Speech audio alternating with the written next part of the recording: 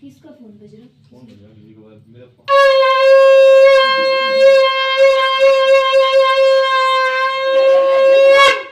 डर लगेगा एकदम से बजा दे। अचानक से हो जाए ना, वही दर्द वो पूजा कान वाला फिर बात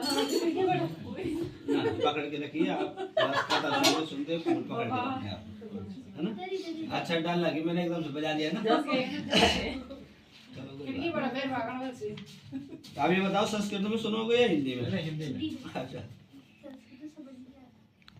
और संस्कृत में बोलेंगे फिर तुम्हें विस्तार से समझाएंगे। अच्छा तो ओम हरि ओम महा बोल सत्यनारायण भगवान की जय।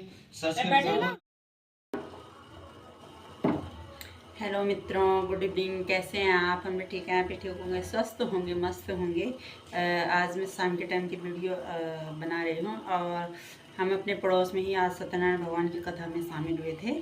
तो अभी हम वहाँ से आ रहे हैं। तो अभी मैं वहाँ से आने के बाद मैंने थोड़े से मैंने सत्यनारायण भगवान की जय। व्यास उवाच एकदा नेमिषारण्यार्षया शौनकादया प्रसन्नः सर्वेषुता प्रणताखलुः। ओम सूत उवाच नारदेनेव सम्प्रस्त्वा भगवान् कमलापति सूर्यस्य थेवावात्रसंस्वं समाहिता एकदिनादो योगी प्राणुप्रेतः प्रणवार्थं तः मुक्तिलोकाम्।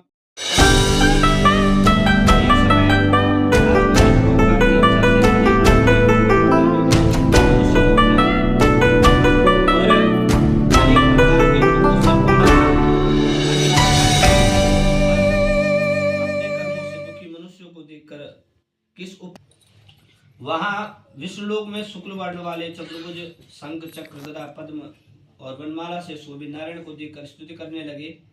नारद जी बोले, वाणी और मन से नहीं जानने योग्य रूप वाले अनंत शक्तिधारी श्री हरि को मेरा नमस्कार है।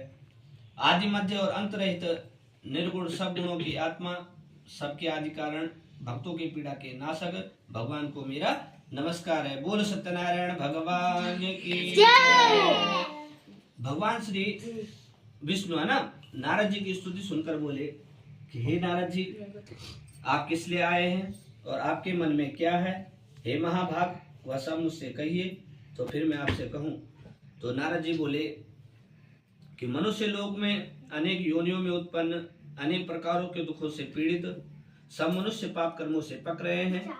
इसलिए हे नाथ, उनके पापों का नाश कैसे हो, ऐसा कोई छोटा उपाय कहिए। यदि आपकी मुझ पर कृपा है तो वह मैं सुनना चाहता हूँ। तो श्री भगवान बोले कि हे वत्स, जो लोगों की अनुग्रह की इच्छा से तुमने यह बहुत अच्छी बात पूछी है, जिसके करने से मनुष्य मोह से दुख से छूट जाता है, वह मैं तुमसे कहता हूँ, उसे सुनो। हे वत्स, स्वर्ग में और मनुष्य लोक में एक महापुण्यदायक दुर्लभ व्रत है, उसको मैं तुम्हारे स्नेह के कारण कहता हूँ। सत्यनारायण के व्रत को विधान पूर्वक ठीक तरीके से करने से जल्दी अत्यंत सुख का भोग करके परलोक मोक्ष को प्राप्त करें। श्री भगवान के वाक्य को सुनकर नारद मुनि बोले कि इस व्रत का क्या फल है, क्या विधान है? सबको सभा से इकट्ठा करके नैवेद्य समर्पण करें, है ना। सभा से नैवेद्य समर्पण करें, सब मनुष्य को बुलाकर कथा सुनाएं, ब्राह्मण को दक्षिणा दें, भोजन कराएं और भक्ति पूर्वक प्रसाद ग्रहण करें, नृत्य गीत आदि करवाएं और उसके बाद स्मरण करते हुए, सत्यनारायण को स्मरण करते हुए अपने अपने घर को जाएं।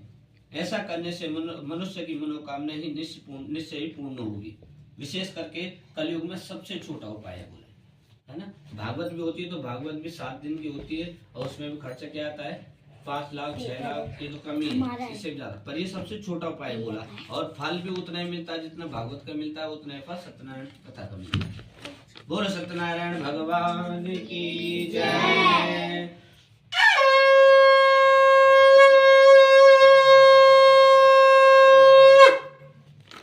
सूत जी बोले, हे शौनकादिक ऋषिश्वरों, हम और वर्णन करते हैं जिसने यह व्रत पहले किया उसका वृतांत कहते हैं। अति रमणीय काशीपुरी में कोई अति एक निर्धन ब्राह्मण रहता था। भूख प्यास से व्याकुल होकर नित्य पृथ्वी पर घूमता फिरता था। ब्राह्मणों को चाहने वाले भगवान ने ब्राह्मण को दुखी देखकर वृद्ध ब्राह्मण का रूप धारण करके नारायण नारायण नारायण भज मन नारायण नारायण नारायण सत्यनारायण भगवान की जय। बोलो सत्यनारायण।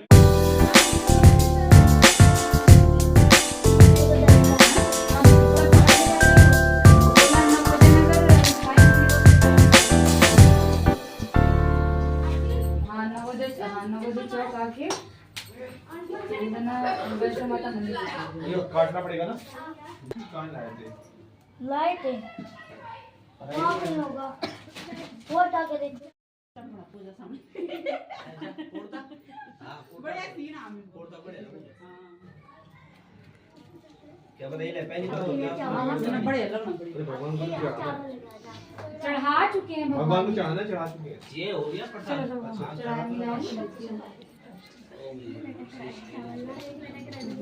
है लगाओ ठीक। हाय